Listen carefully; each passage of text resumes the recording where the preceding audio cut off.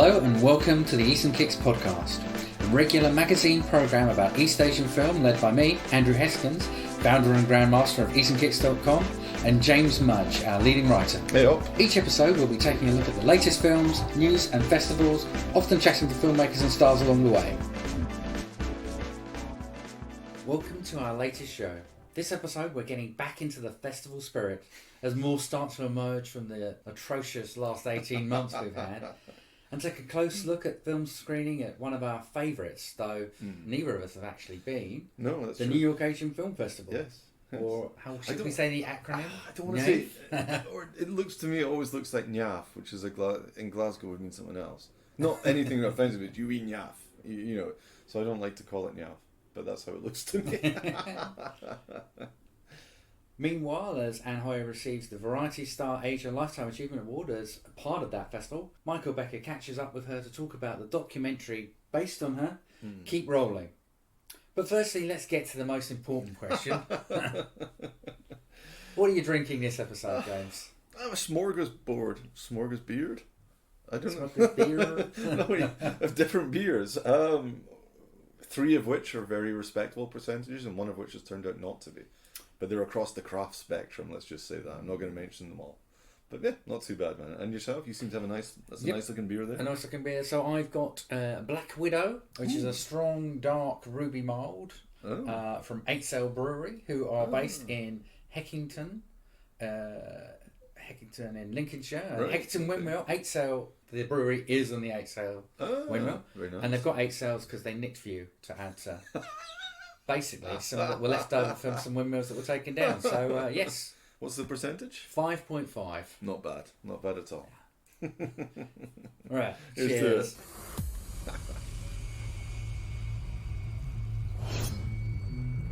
Right, nice.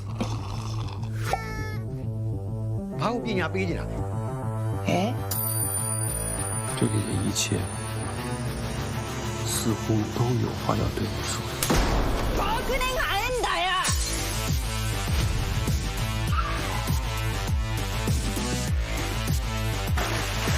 所作所为，今日必还。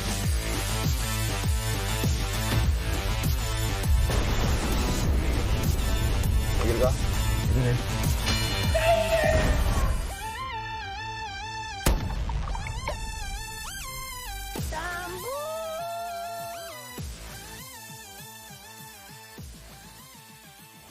So let's get on. It's great to see festivals start to come back in kind of a live form rather than a lot of online things that we've been seeing. I mean, New York Asian Film Festival is doing a hybrid again. Yeah.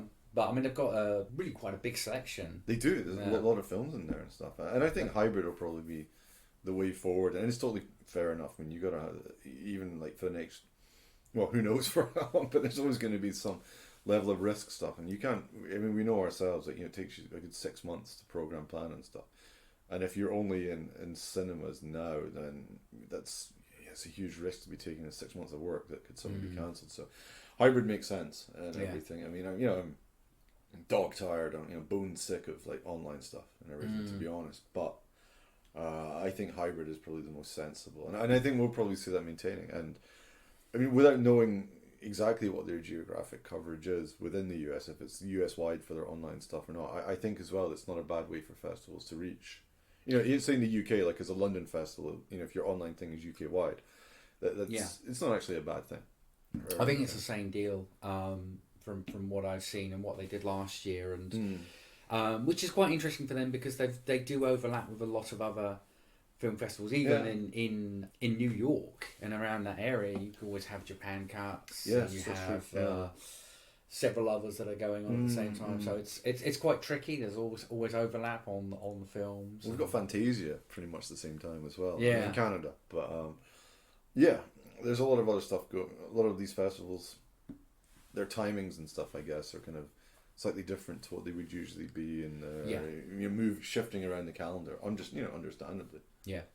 And everything. So whether or not that's going to stick to these new slots next year or go back to old ones, I don't know. But it's very good to be able to actually go back to these festivals. And I don't know what their numbers are like, but hopefully they are seeing a good return of people actually coming into cinemas, because you know we're not in the UK, put it that way. Yeah. You know? And I suspect when we get into winter, I don't know. We'll see what happens. We've got London coming up here and everything, and London Korean Film Festival and everything. So we'll see how they fare with it, and you know, obviously hope for the best, but fear for the worst. To be honest. So let's stick with New York Asian Film Festival, and we're gonna pick some of the films we've seen and some of the ones that have been liked by some of the writers at easternKicks as well, and really just kind of talk through them. I think they're kind of starting with the centerpiece, which was one we had a lot of hopes for, which is Raging Fire, the last film by Benny Chan. Yes, and starring Donnie Yen and Nicholas Lee, and it's. I don't know. I mean, even like, you know, what you just said, you know, it's the last film by, you know, Benny Chan and everything, who's, you know, obviously had such a huge impact on the industry and, you know, the action genre and everything in general. It makes it a hard film, you know, to judge in a way, because, you know, as that kind of swan song, and obviously because we're seeing such a reduction of Hong Kong genre films and everything, and like and still will. So it's a film which is very. I don't know quite a lot at New York Asian Film Festival. We are probably the last, the final wave, man, the last hurrah, you know. But yeah, with Raging Fire, for that respect, it is kind of it's hard not to be a bit sad, you know, and everything, thinking about it and talking about it for all these reasons and stuff. But you liked it better than I did, though. I think that's fair to say. I mean, I didn't love it. I did think, you know, as far as the action goes, you know, that's the one thing we always love from Benny Chan. Yeah. That was well done. I agree. Yeah. You know, it's all very solidly kind of put together. My biggest issue with the film is the pacing. Repeat the long, very extended flashbacks. Yeah, oh my god. That just come back and you just think, okay, you know. Yeah. The point has been made. Do we need more? Oh no, hang on, we'll get another 5 minutes. No, let's have a 10-minute courtroom scene flashback and everything. And then, you know, again, without spoiling anything, just the absolute insanity of, like, suddenly one of the film's biggest plot points then is suddenly squeezed into one of the most efficient, like, 30 seconds of film I've ever seen. It's just, that's brilliant. That part is fantastic. And it's just completely at odds with most of the rest of the film. And like you say, the action's very well designed. The only problem I had with the action, it's like one of those films where everything is so obviously a set and it's being designed around what's about to happen. So when they walk into a room, you're like, wait, it doesn't actually look like a normal room. That's about 5 times the size. Okay, that's why. You know, suddenly they're jumping around and throwing stuff. But I mean, you get that in lots of films. So it's not specifically a criticism. But I think after, you know, the last few years and stuff, or the last 5 years, I guess, I think we've seen some more sort of realistic or gritty and grounded action films. This is not a gritty or grounded action film. This is very much in that kind of Hong Kong early 2000s, you know, that kind of style and stuff, quite over the top. I mean, it's over the very, top, very CG. But it's very. I mean, CG and that we should kind of clarify in terms of the blood spurts, which you know, us being old school, we were quite happy with the popping little pads you used to have. Absolutely, you know, or just not showing it. It's not required, but I think it is quite brutal, the violence. You know, maybe not in terms of Hong Kong, sure. You know, but it is nicely designed. But the other problem, I think, I think it goes hand in hand with these extended flashbacks, is it's very, very po-faced. Yeah, absolutely. And that's the biggest problem I have with it. And I mean, we were, you know, before the podcast, we were talking about this was kind of the direction that you know, apart from Meow, was kind of the direction that Benny Chan has been going in for quite a while.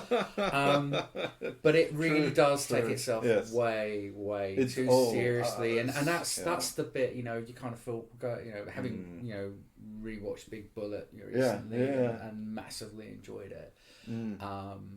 It's the real kind of that's the kind of disappointment, really, because Donnie Yen's fine in it, you know, he's reasonably solid. Benny Chan does his old mate Nicholas Lee a big favour by giving him the much more enjoyable role to play, even though as a villain he is utterly one-dimensional. Nothing about his schemes make any sense, but he seems to have a great time. Yeah, which is the key. And he also has a very interesting line in sit-up exercises, which you have to see the film. Doing his sit-ups with his lines and whatnot, but and he also has a liking for Budweiser, which is weirdly not the film's main drink spot. No, San Miguel. Yes, yeah. We that's the wormhole we should go down at some point. Try and figure. There's probably a connection, but there's just that scene where him and his gang are just sitting there and they're all drinking perfectly placed bottles of Budweiser with the labels all turned around to face the camera. I mean that's kind of classic Hong Kong. It is. I mean, no, it's just funny. I don't have a yeah. problem with it. It's just hilarious. And well, not being a Budweiser fan, the king of beers, I don't really think so. But because it's cut so po-faced, you kind of want the sort of more enjoyable. I mean, again, going back to Big Bullet, there's the wonderful scene between Lau Ching-wan and the villain protagonist in there, Ru Yunggao, that they have that scene in the lift and they're really taunting each other and it does lack that kind of. And there's no, and for me as well, like I think the other problem I had with it was it's clearly very much going for a John Woo thing. Without spoiling stuff, there's a scene in the hospital which is very, looks like it's going to go hard boiled. There's carrying the kid. There's two-handed gun, so much two-handed gun stuff. And then again, without giving too much away, they end up in a church. Yeah. There's no doves, but still, or pigeons. But it just doesn't. There's no chemistry that works between Donnie and Nicolas Cage. Like you said, Nicolas Cage is great. He has a good time. Donnie Yen just looks pained the whole way through the film, and in the usual way, it's just the role. It's not particularly his fault or anything. But there's, we're supposed to have that kind of John Woo dynamic, where he, Nicolas Cage is like, without saying, he's a cop, he's fallen into trouble now, he's a gang, he's a criminal. But you don't have that kind of like mirroring or that kind of homoerotic or the buddy. There's nothing. The sort of brotherhood. There's nothing there, and it's like a heroic. It should be a heroic bloodshed thing, but it's just not. Yeah. And I really thought. It's kind of like a flip side of the killer, isn't it? Really,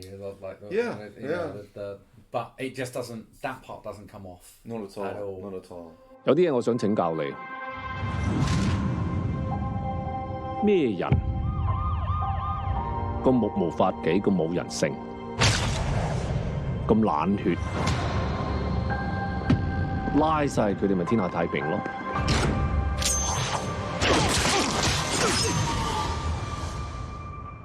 你點睇啊？冇點睇，可能真係同你有仇啦。Like I say, it's it's a swan song for Manny Chan and stuff, which is sad, and it's not it's not a swan song for Hong Kong cinema, but it's kind of thing we'll see less and less of.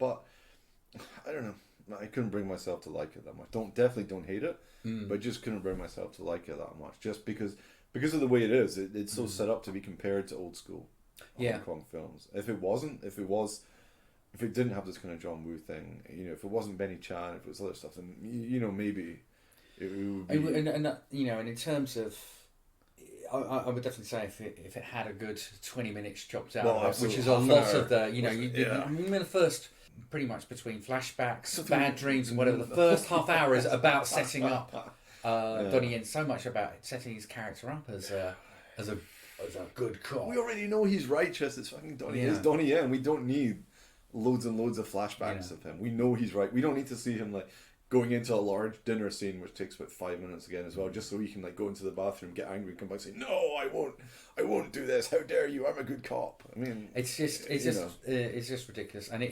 with that chopped out, I think one would be. It would be a lot better. It would be a lot better. I would nudge it to 3 stars now.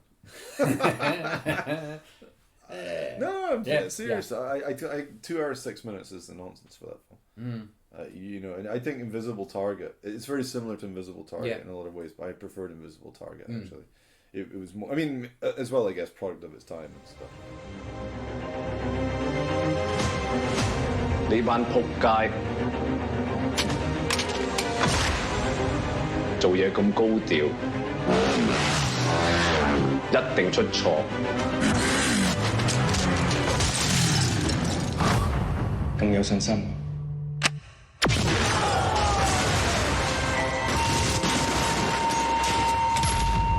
我我哋出得嚟當差嘅，邊係驚得咁多啊？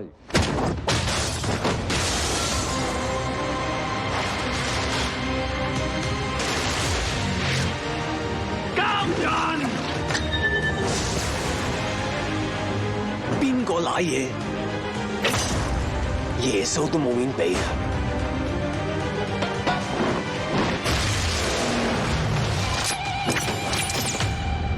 你哋而家好似送殯多，睇邊個送邊個。So let's kind of stick with the Hong Kong films and yeah. the genre films that are playing at the Mogadishu Film Festival. So, and there are quite a lot. A lot of them have Gordon Lamb in, don't they? Yeah. Which we don't want to give any. I feel like I should say something, but I don't want to give any spoilers about what happens to his character in many of those films. Yeah. Anyway, but yes, the first one of which is Hand Rolled Cigarettes. Yeah. By Chan King Long. Excellent. Which is a really solid piece of drama. I mean, it doesn't. It's a debut. Yes, very Yeah. confident debut, and it can have properly. I mean, whether you call it noir, neo noir, whatever, man, it nails that Hong Kong feel. You know, from the 90s, early 2000s, a lot of neon, lots of the shadows, like the way it's lit, everything. It feels like a proper old school Cantonese Hong Kong, authentic. You know, drama, and it has that thing. You know, it kind of goes through like character drama, the triads, whatnot, and everything with a sort of very effective but slightly weird sort of quirkiness in places, and then suddenly launches into very bloody action for the final act, which is still, but it's great, and Gordon Lum's fantastic in it as well. I mean, he's just suddenly like one of the best actors in Hong Kong, and he really is. But obviously, like you said, we've seen him in so many films over the years in small parts, and now just suddenly he's going all the way back to things like Infernal Affairs. He's been around for a awfully long time, hasn't he? Absolutely not sure. But never really. Did he make any Category 3 films? I don't know. he probably turned up as a pervert in something. But yeah, he's fantastic in that, and it's I mean, should we lead on to the other film that he's one of the leads in? Well, but Limbo as well, by the director of Horror Hotline, Big Head Monster. So I have to get that in there every time Soy Chan comes up. I have to mention that film. But and Limbo, many other films, including, I mean, so several work with Johnny To, Milky Way for a while with Accident, and other films. Really, I mean, and it's a real, again, that's a super gritty, very stylized, very dirty. Very, you can smell it, I think, when you grimy Hong Kong presents there. Black and white. But, black and white is a hard thing to pull off, and this film really does it. It's really super sharp, kind of hard contrast, isn't it? Absolutely. And very, I mean, you can tell that there's, however chaotic it looks, there's a lot of art direction that's gone into. Oh, for sure, it's amazing. Like, I mean, even it presenting it, and it reminded me a bit of Tetsuo kind of in there, a bit of the Ghost in the Shell anime and stuff. To just that level of deep, like you say, there must have been so much work that all the trash. There was a lot of everything. I mean, there was art direction. I think there's got to be CG work in there as well, but that's where the black and white helps as well. That's true. That's true. But it all comes together, and I mean, I think we mentioned in a previous when we were talking about PTU. Again, it's like the whole missing gun, the whole cop loses the gun plot and stuff, and it's another one where the plot is, if you boil it down, it's incredibly simple. And this random stuff just happens in it and everything, but it all works it just works very well at everything. I mean, it's not as hardcore as Dog Bite Dog, which I watched again the other day. It's still, Soy Chang's most brutal. it's relentlessly nihilistic and bleak. Whereas I think Limbo has a bit more light at the end of the tunnel. I don't know how to say it, but you know what I mean. And it's got the co-star there being Ang Lee's kid. Of course, who's a bit weird in it. I'm not convinced by that bit of casting, which is one of the only reasons I didn't think Limbo was 5 stars. But he's fine in it. He's but fine. I know what you mean. Fine. I know what you know what you mean about him being a bit off. But they do. At least they kind of reference it as well. I think with him. They kind of do. It's weird. But to me, he's just like the kid from the Hangover film. Where they go to Thailand and everything. And I mean, to be fair, it's quite. It's interesting the roles that he's doing. A lot of kind of. Suburban birds and dead pigs. And No. I mean, credit to the guy. He's a very interesting repertoire stuff he's been in and stuff. I just don't think he's a great actor, or maybe not being massively used. I don't know. Yeah, but yeah, you're right. In Limbo, it does seem to be. It's not pointed, but you know they do kind of make some, you know, references to, you know, being that kind of like fresh faced and blah blah blah and everything. Which is okay, but and sometimes you just, you know, the plot of like the serial killer and the severed hands and stuff like that kind of just disappears for a while. But you know, not because it gets into melodrama or any real fillers. It just goes off in a lot of random directions. Yeah. And it's different from, you know, go back to all the loose strings that are left in Raging Fire that are just kind of left in, and I think, or just pointless. Yeah. Whereas this, when he goes off in random directions, I quite like the fact that a lot of those are just never tied back in and stuff. Yeah. So there's just stuff that happens, which is quite cool. But yeah, I would love to see that on the big screen, because that cinematography it's stunning. I mean, I think that is really what I mean. We're talking about Hand-Rolled Cigarette has that sort of proper old school Hong Kong, not quite Wong Kar-wai, but that kind of look. Whereas this with the black and white is so distinctive. It's definitely one of the best uses of black and white I've seen in films for recent memory. And it's coming at the time when it's come, because, you know, it is, you know, I've said it's not as hardcore as like Dog Bite Dog, but it is still very, very violent. It's a bit dodgy. Violent, gory, dodgy, kind of very old school Capri kind of dodgy, which we won't go into. No, but it might trigger folk and everything, you know, understandably. It does have that kind of, you know, old school Hong Kong attitude towards stuff and everything. So it's just, again, you know, we'll see if more films like this can be made. I mean, I read like an interview with him, and people were asking him that question. He was just saying, I'm hopeful for the future and everything. So, you know, fair play to you, pal. But yeah, it's one of the best Hong Kong films, and one of the most Hong Kong films. I mean, both that and Hand-Rolled Cigarette. I mean, that's a good double bill even. Yeah, just those two of like old school Hong Kong crime, hard boiled type film. You know, very cool, very cool.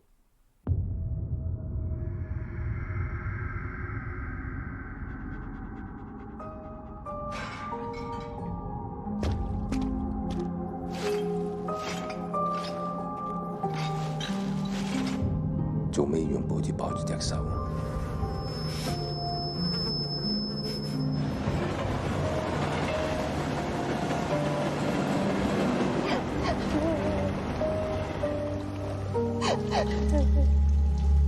點解有咁對我？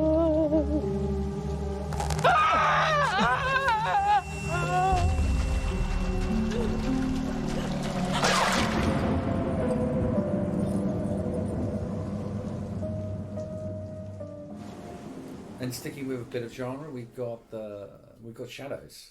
Yes, which is now Steffi Tang's Shadows. I mean, it's Glenn Chan, the director, who I think it's, you know, I wasn't aware of before, to be honest. But I mean, I think it's is this his debut? I think maybe TV director. He's a TV director, yeah. I think, but no, it's another one. They say genre film. Very sensible running time, around the 90-minute mark. It was, of course, the closing film of the last film ever. For the Chinese Visual Festival, yes, our own little baby that we put to sleep. What did we do? Smother it? That sounds right creepy, man.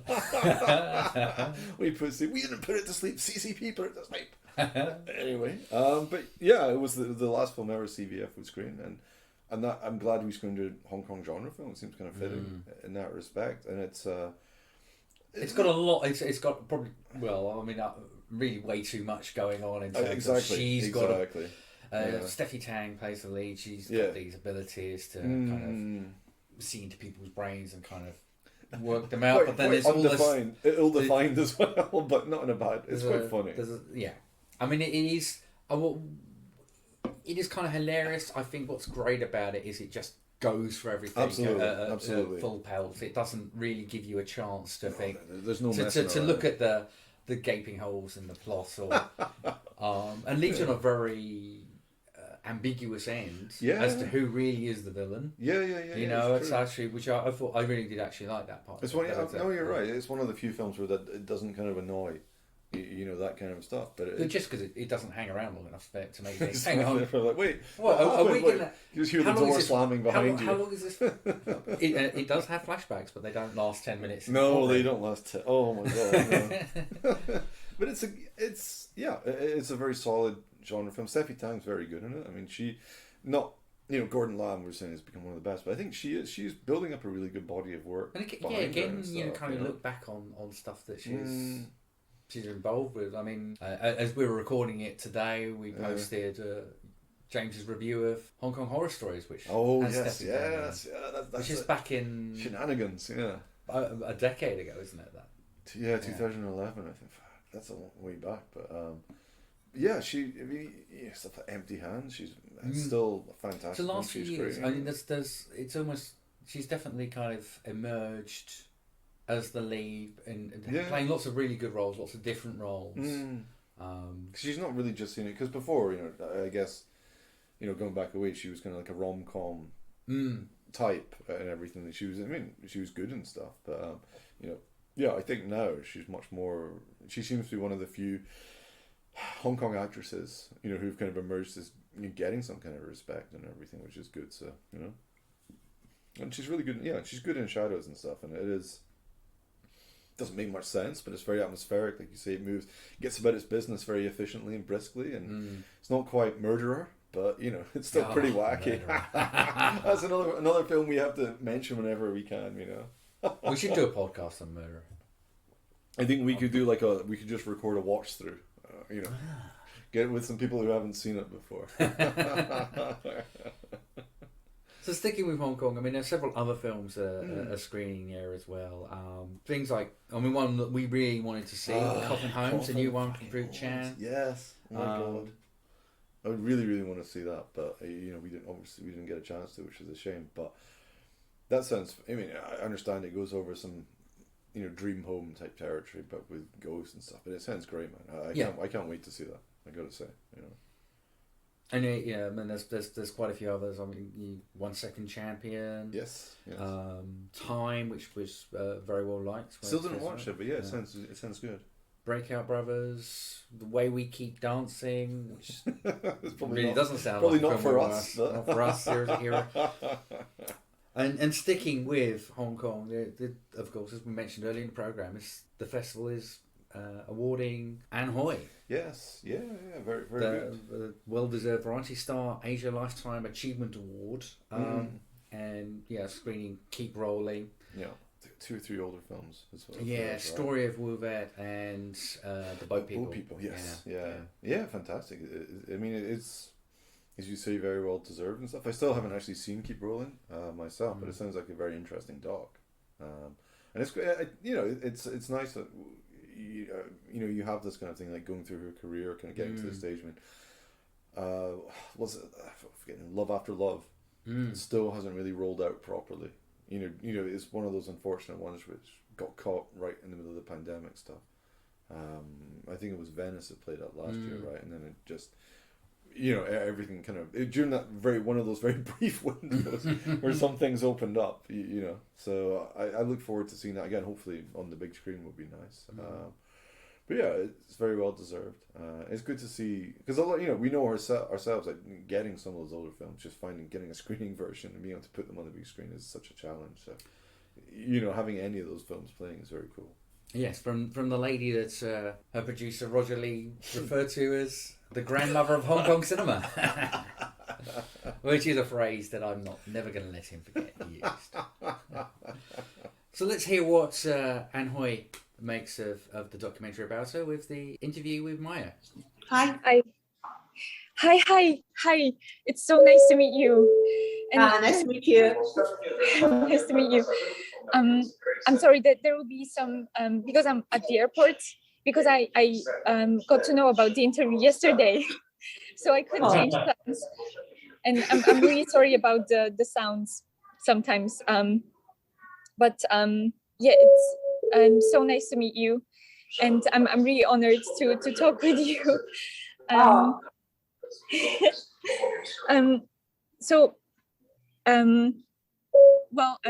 Maybe I could start with the first question. I remember when I was reading about Angie Chen, Chen Anqi. She was saying that during the 80s at the film sets, women couldn't really sit on film equipment, like the camera equipment. And I was wondering if you encountered similar situation at the beginning of your career, or the same one.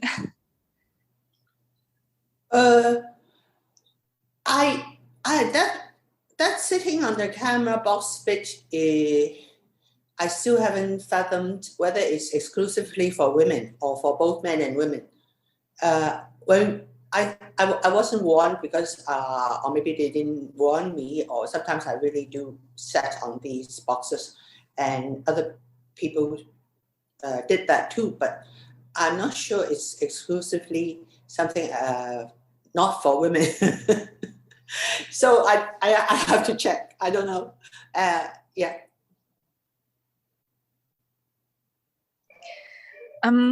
When I was reading about Man Ling Cheng, the director of Keep Rolling, he said that he met you when you were a lecturer at the Hong Kong Polytechnic University, and I don't know if I may ask what sort of because in Keep Rolling you're talking a lot about work and making a living as a filmmaker, and I was wondering what other jobs have you done except for filmmaking? Since I started making films, or what? Since you started making films. Oh yes. Since I started making feature films in 1979, at various times, I made commercials whenever, sometimes when I'm asked, and if I could, I will make commercials, but very few. And then I have variously, during these times, I have took a sabbatical and worked for 2 years teaching at the various universities in Hong Kong. And various times I have taken up on part-time teaching, sometimes in Hong Kong University, sometimes in City University, and even in the university in Xiamen. I go there on weekends to teach the documentary filmmakers. And then I have made documentaries. When people ask me, I think I have made 2. One for RTHK about the singer-songwriter Ho Dejian, and one the Taiwan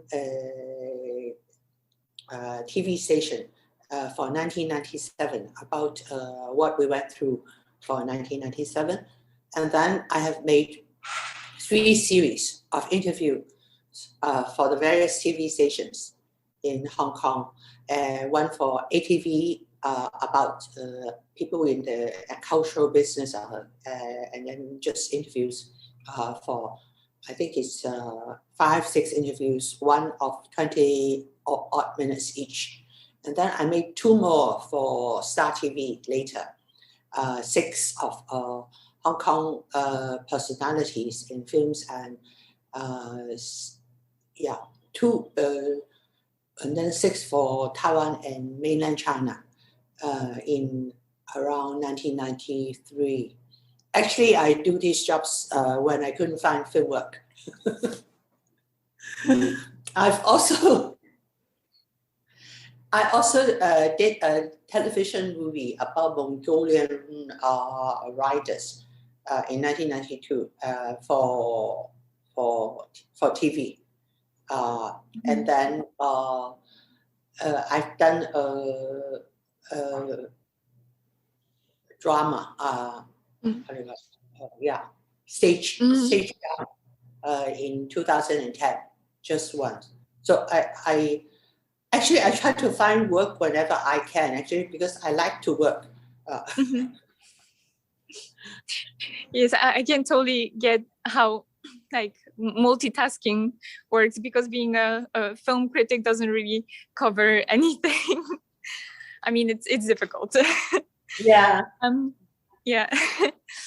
But I don't know, like just the film festivals and meeting people just is so rewarding that it's all worth it. And that's why I was wondering if you have any like specific memories of encounters during film festivals that you remember. Oh, too many. That changed your life at like a film festival that changed your life in a way. Changing my life, maybe not. I don't think so. I haven't met a sweetheart in film festival. Changed my life. But in fact, I feel that lots of people have been very kind to me. The person I remember most is called Ann Hui. I was in Berlin in 1980, very, very early. They invited me, and I didn't know what festivals were all about. None at all. I didn't know about Berlin Festival. And then I just went. And then their press agent is called Anne, and she was very, very kind to me. Sort of showed me around and brought me to parties, and generally showed me what a film festival was like. And she's especially nice to young filmmakers. I mean, at that time I was a young filmmaker. So I really appreciate her kindness. And even to this day, I remember her.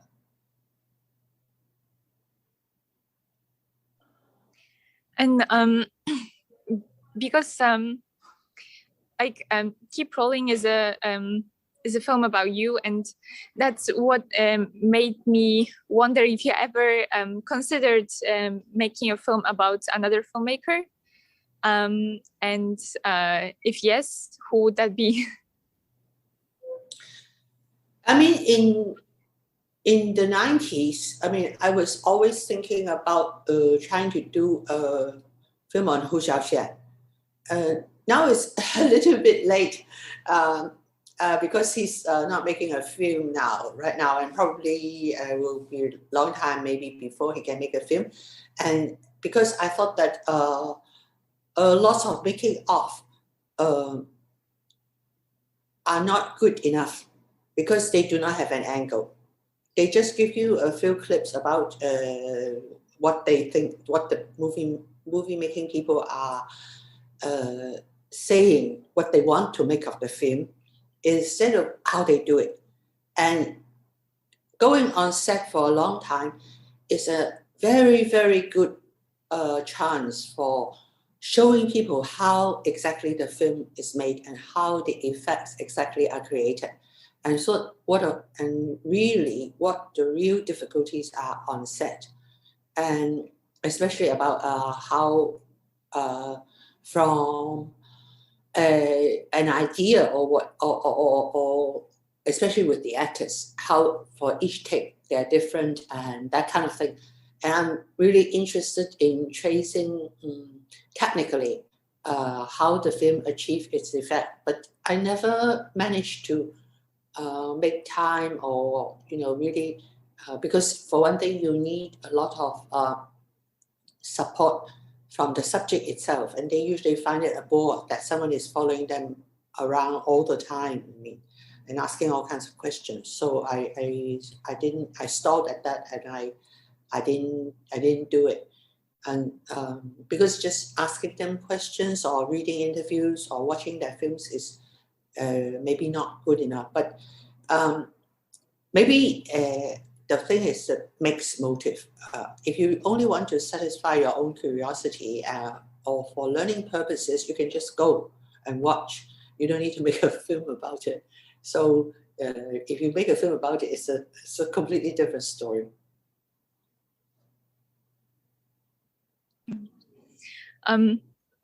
Actually, I thought that Hu Xiaoxian was preparing a film with Shu Qi, like about the Taipei water, the water drains or something, like about 那个美人鱼, 那个 sirens. Yeah, but yeah, that I suppose that would be amazing to see. But yeah, I can't really imagine how would it be to be on a film set with Hou Xiaoxian.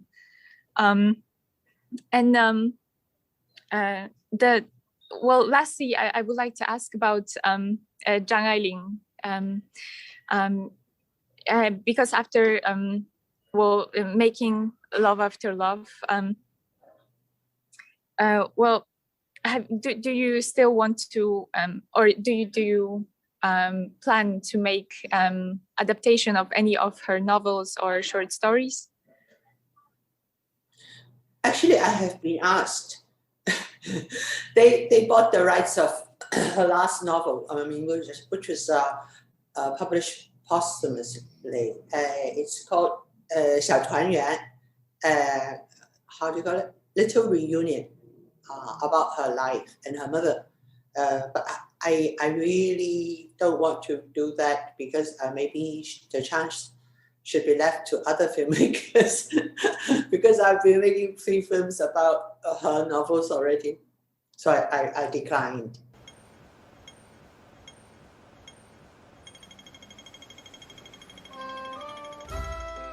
我覺得呢度好多古仔嘅，覺得佢好 attractive 嘅。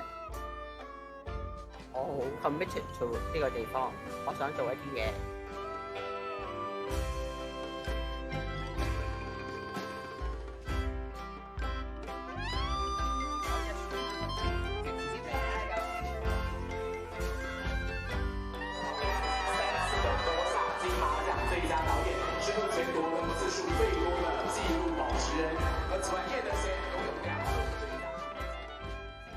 It's all very interesting to hear. So let's move on to some of the other films that are playing at the festival. Okay. We've got quite a few from South Korea as well. Yeah, we do. Spiritwalker, which played last year at... it was a... without going into it, was a slightly confusing situation. So it's a different version, but it seems mainly the soundtrack and a couple of minor edits to it and everything. I don't imagine it changes the film very much, to be honest. It's not bad. You can't say too much about the plot, not just because we were told specifically we can't say anything about the plot, but because it's just a complete high concept thing. A fella who, opens with a guy having been in a car crash and can't remember anything about himself, and suddenly every 12 hours his soul or his spirit, whatever, jumps into a different body, and he keeps jumping between different bodies every 12 hours, and he's trying to figure out what's happened. Even if I told you what it's about, I'd still have to give you a bunch of flashbacks or long chat because it's not bad. It's just, it is very, very convoluted and caught up in its own cleverness. But then, like 2/3 of the way through, and it's not a spoiler at all. Like 2/3 of the way through, it just jets into to full on hardcore action, which is great because by that stage you're just like, all right, I got the point for the rest of it a while ago.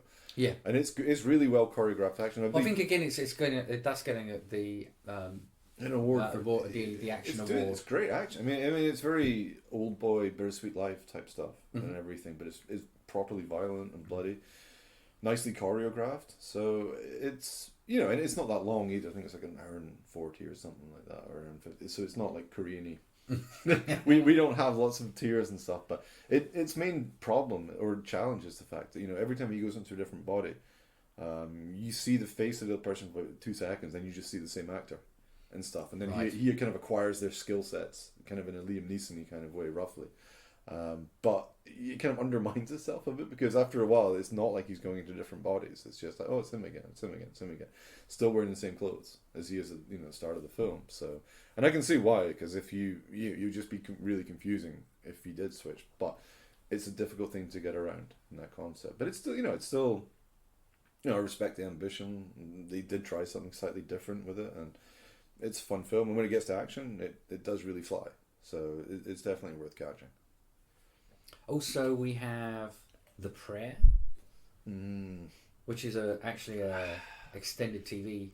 Episode, I mean, it's one of those things I'm not going to rant about too much, but having read the synopsis where it was promised like grand wing all and like shocking and stuff, no, it's done by the dude Min Kyung Dong who did Memento Mori, which is the best of the Whispering Corridors. It's a fantastic film. It's actually one of the best Korean horrors, I'd say. And he also worked on horror stories, some of those and stuff. But I mean, yeah, The Prayer is part of this SF8, what it's called, which is like Black Mirror type stuff, but AI and everything. And then this was extended into a feature for about an hour and 20 minutes or something. I think it was, it's pretty interesting. It's about some sort of care home where people who are either terminally ill or anything could go, and they're cared for by androids who are made to look like one of their family members. So it's okay premise and stuff, but the way, it was publicized or pushed, it was like, they're shocking, this hot in it, and it's not at all. It's a very quiet kind of meditation.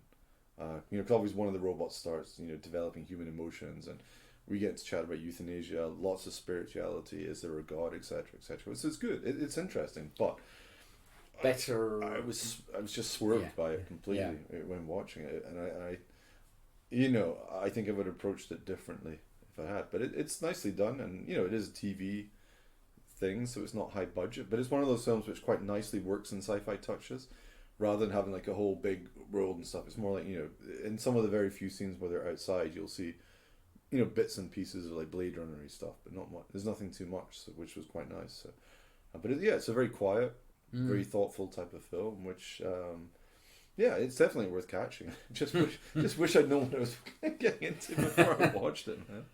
Also, we have, and we're not picking every film here, but we have Midnight. That's a great film, man. I really enjoyed Midnight. I mean, it's complete madness. I've never seen so much running in a film. It's like, if you watch, back in the day, if you saw a trailer for like a 90s Tom Cruise film, or something like A Few Good, or The Firm stuff, the trailer would just make them look action-packed by seeing him run every once in a while. But Midnight is just running the whole way. It's like a deaf woman witnesses a murder, and then the killer starts pursuing her and her mother and stuff, but they just end up running around the alleyways of Seoul and stuff. It's crazy how the cardio in that film is just like, wow. They must have been and they filmed some scenes on like the streets just with random bystanders who are just looking back, what the hell, why is he running after her with a knife? But it's just, the killer is honestly one of my favorite film killers I've seen in a long time. It's just, the film makes no sense at all. I mean, he just constantly takes insane risks, and he looks so surprised that he's never caught, because he's completely incompetent. A lot of things, he's always falling over, and his plans they make absolutely no sense whatsoever. If you take like the sort of stereotype film serial killer and who makes wisecrack stuff and dial him up to 11, then go up to 12, he's just crazy. And he drives around in like pimped up murder van. He's got all these disguises in the back, like wigs and everything, as well as all his torture gear and everything like that. And there's just, it's very early on, so it's probably, but the police come and he's, oh no man, the police are coming. And they actually see him like running, and he just jumps into his van, and 2 seconds later he's dressed as a businessman, and he's got like slick back hair and glasses and a briefcase. And then you just see, for no reason at all, we get to see that his briefcase is full of knives. It's like he's actually taken his knives and put them in the briefcase. Honestly, it's a great film. It throws, it's not very long. It throws common sense to the wind, but it's so much fun. I really, really enjoyed that film. And it's very nicely shot. All the acting is good. And, it's the killer. He has he was one of the fellas, I don't think he's very famous, but he was in like a Gonjam haunted asylum, which really let me down. It broke my heart as a found footage fan. But, he's really, really fun as the killer. We were talking about Nicholas Tsay in Raging Fire. It's the same kind of somebody really grabbing a ridiculous role and just loving it. And, and the acting across the board is good. There's not much melodrama at all. It's very, very good sort of slick. It was like The Call, the one on Netflix, everything like that, which also didn't make any sense, but it just kept going for it. So Midnight was fantastic, man. I loved that.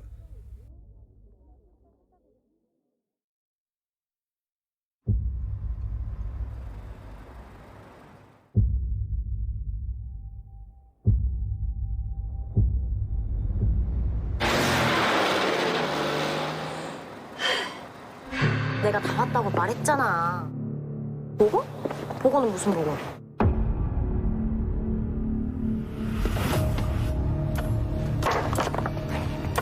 그거 건들면 너 죽는다.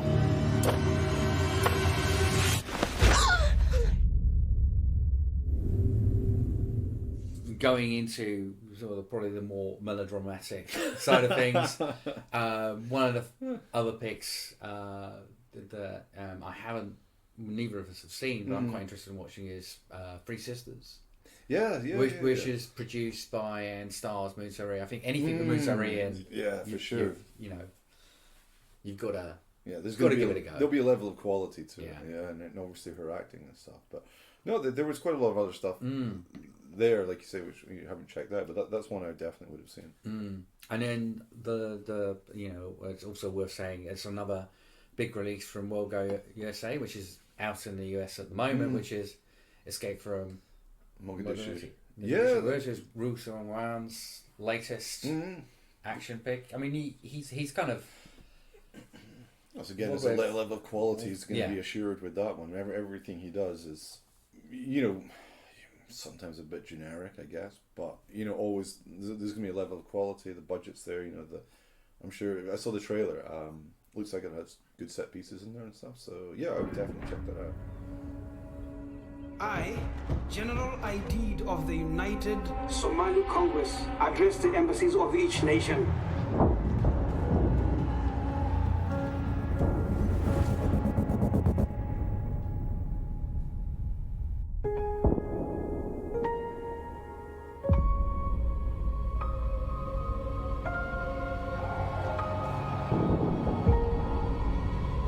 우리 고립된 거예요.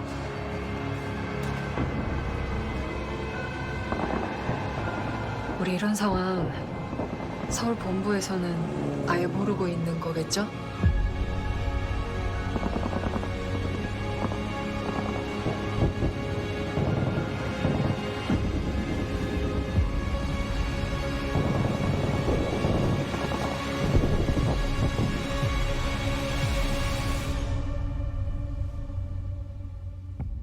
So let's move on to some picks from Japan. We've got Office Royale.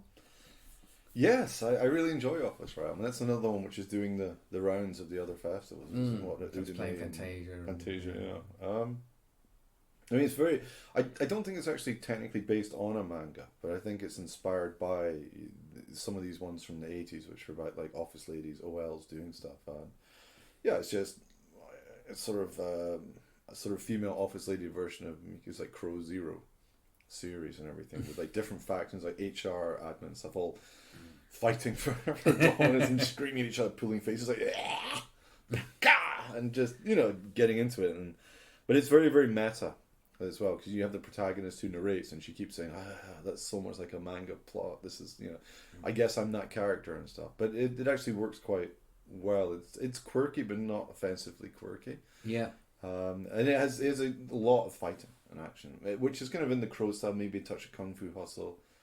But it's not massively bloody, but there's it's fairly brutal, but at the same time cartoonish, but very fast moving and stuff. And it's just a bit uncomfortable, I think, in a few places, just because the way you have the female fighters and stuff, and they're supposed to be like ultimate warriors and whatnot, but then as soon as the guys are around, they're all very quiet and meek and stuff again. And you also have the fact that the three of the enemy, the sort of toughest enemy fighters, are played by guys, including the character actor Kenichi Endo, who's in so much stuff. And it's it's never clear whether they're supposed to be in drag or trans or anything at all, but it's just played for cheap jokes. Everything, kicking the balls or everything like that, which is a bit awkward, to be honest. In this day and age, it doesn't quite sit right, to be honest with you. But it's a good film. It's very colourful, very fast moving, not too long. So I enjoyed that. Other mentions, again, ones that we haven't seen here, but have been well liked by members of the easternKicks team, are the sequel to Blood of Wolves by Kazuya Shirabashi, Last of the Wolves. I'm assuming it's a horror film. No, it's I'm kind of joking, because there's another one like Trevesia, which is on Shudder. And you can tell it's not a horror film, and you just have the one line thing which says some like shocking events in the it's a sort not of a horror film. Battle sort of battles of honor, that kind of exactly. the kind of classic Yakuza kind of looks good. And then there's the stop motion film Junkhead. That looks interesting. which is a real work of love by its director, style, or everything else, Hori Takahide. And the only thing that kind of confused me about that is because it's kind of been lurking around for quite a while. It's on IMDb, it's got a 2017 date. But this seems to be a different length, so I don't know if this has been revised. But now it's got IMDb can't be wrong, surely. Yeah. But it's got a different time on the one that's played at New York Asian Film Festival. Okay. And then kind of moving on to some Taiwanese films. So we've got another film that we played at Chinese Visual Festival, As We Like It. As We Like It, yeah. Queer Shakespearean version, vaguely futuristic sort of sci-fi kind of setting. Yeah, that's a very interesting. I mean, it's light. It's kind of colourful. I thought that was a very nice take. You know, and it's always been part of the Shakespeare. You know, absolutely thing about the sort of gender play. No, absolutely, and it sort of makes full use of that. But it's a very nice kind of fun film, and it's good to see countries like Taiwan having their film screened in these festivals around the world in this day and age, and everything with. And it's a lot of solid choices there as well. The Silent Forest. I really want to see. Yeah, I do really want to see that. So that sounds. I remember seeing some in progress stuff from Berlin a while back, and that does look very good. I mean, probably quite hard hitting and everything, with sort of student rapes and a debt school for the deaf. I think, but I think that'll be a very good film.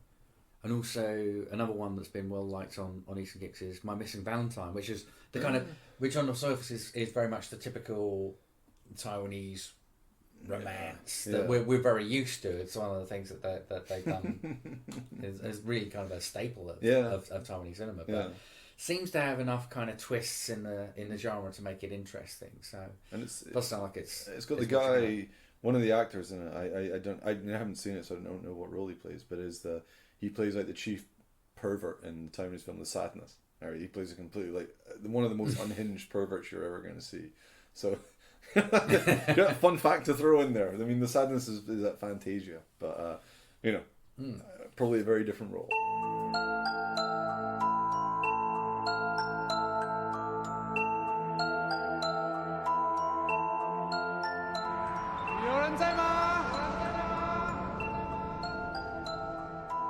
分钟60秒，难道每个人的1秒钟都一样长吗？我总觉得我的时间不但比别人慢，还越来越多。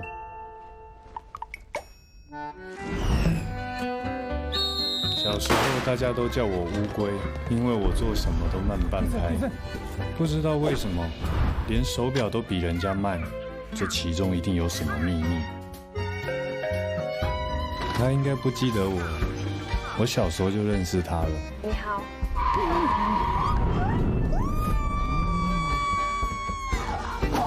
这么急刹车啦？看什么看？今天有体育课好。And so that brings us to the end of some of our picks from New York Asian Film Festival. The New York Asian Film Festival continues until the 22nd of August. You can find out more about the films they're screening at NYAFF.org or catch up on all the latest coverage from us at easternKicks.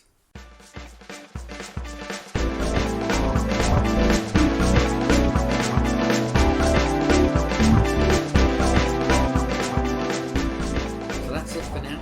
Don't forget you can find all of our previous episodes on Apple, Amazon Music, Spotify, Google, or wherever you get your podcasts. Subscribe now and you'll never miss an episode. But for now, cheers. Here's to it.